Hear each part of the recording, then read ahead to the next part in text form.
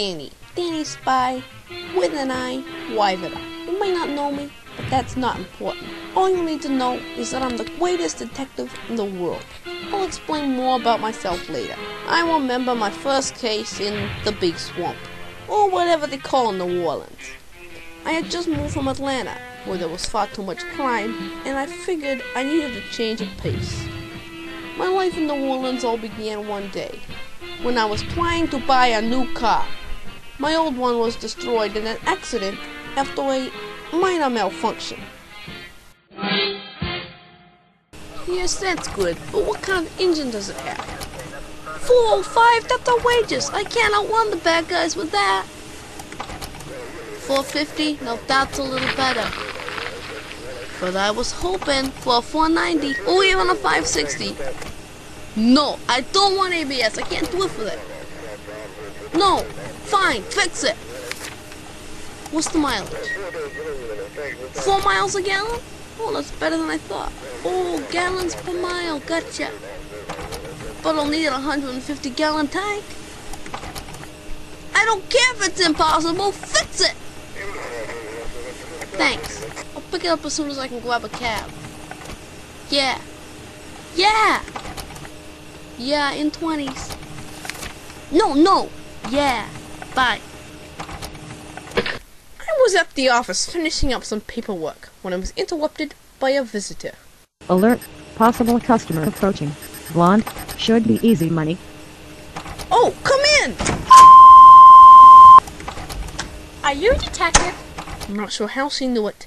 It could have been my accent, it could have been my trench coat, or it could have been the private detective sign spray painted on the front window. Nevertheless, I'll stick to the facts. She knew I was a detective, and my cover was blown. Oh yes, my name is Danny. Danny Spy, with an I, private eye. How can I be of service to you? Or more importantly, how can your wallet be of service to me? It's my 9-year-old son, Todd. I'm very concerned about him. Why are you concerned about him? He's been sneaking out at 4:30 in the morning.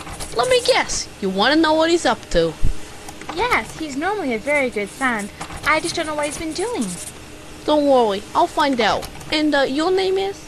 Matthews, Katrina Matthews. Is there any way I can help? Sure, I'll need his library card, list of friends, and his social security number. His social security number? But he doesn't have a job yet. I'll probably need it anyway, for research. I'll investigate into this whole thing, and if you want, I'll probably do a stakeout tonight. Is there any other way I can help? Sure, do you have a grill?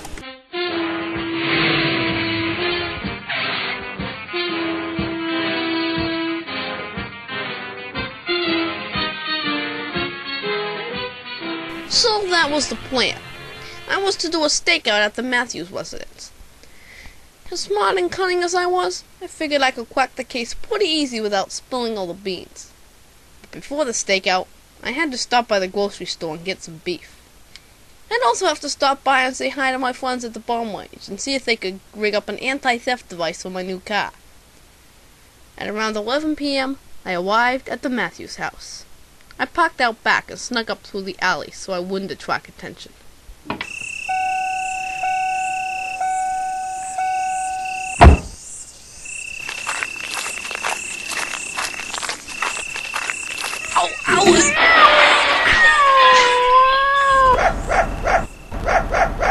Once I was sure I was hidden, I started up the portable grill.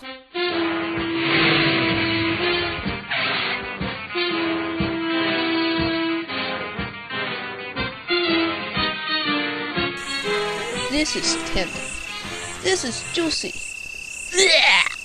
This is raw. I gotta stop forgetting to cook my meals. Several hours passed. Actually, about 5.5. At 04:30, I turned my attention to the Matthews door. Nothing happened. Then, at 04:31:27, the doorknob turned. Out stepped a small boy. Based on his description, his manner of walk, as well as the fact that he was the only small boy in the house, I concluded that it was Todd.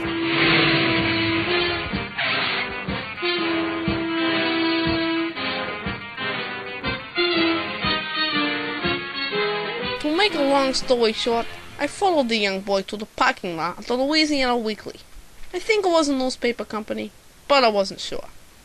His manner was very peculiar. He would occasionally walk up to houses, set something in the mailbox, and walk back down to the street. As far as the houses he chose, there seemed to be no pattern to it. It seemed almost random. I couldn't figure out what he was doing, so I decided to get a little closer. I got too close. I bumped into him. Excuse me, sir, but what are you doing? Me? I'm just out for an evening stroll.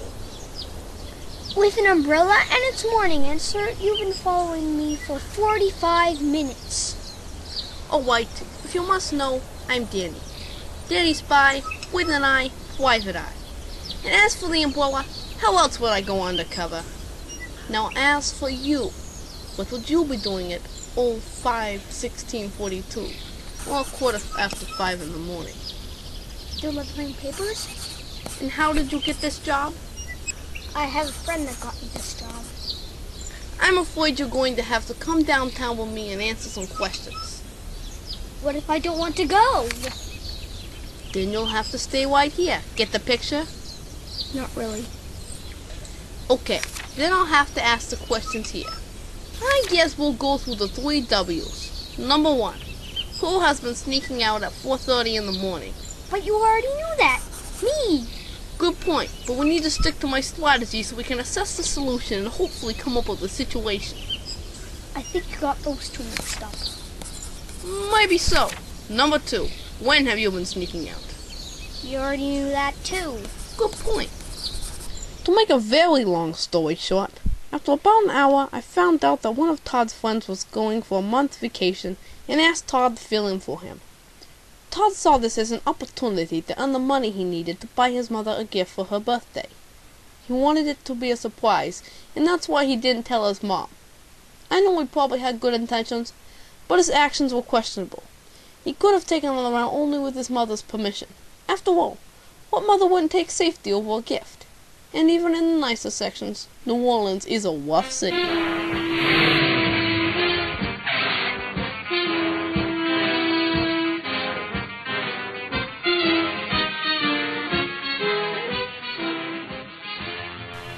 The next day, I was back in my office finishing up some paperwork when Katrina Matthews came in.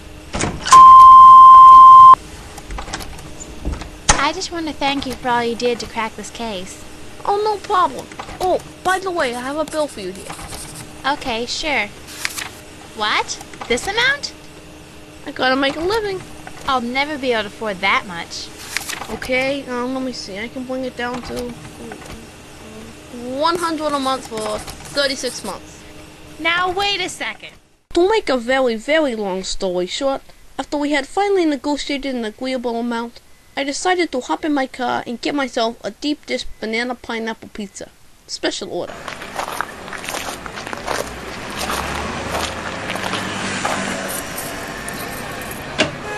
Huh? Whoa! I'll stop forgetting to turn off my anti-theft device.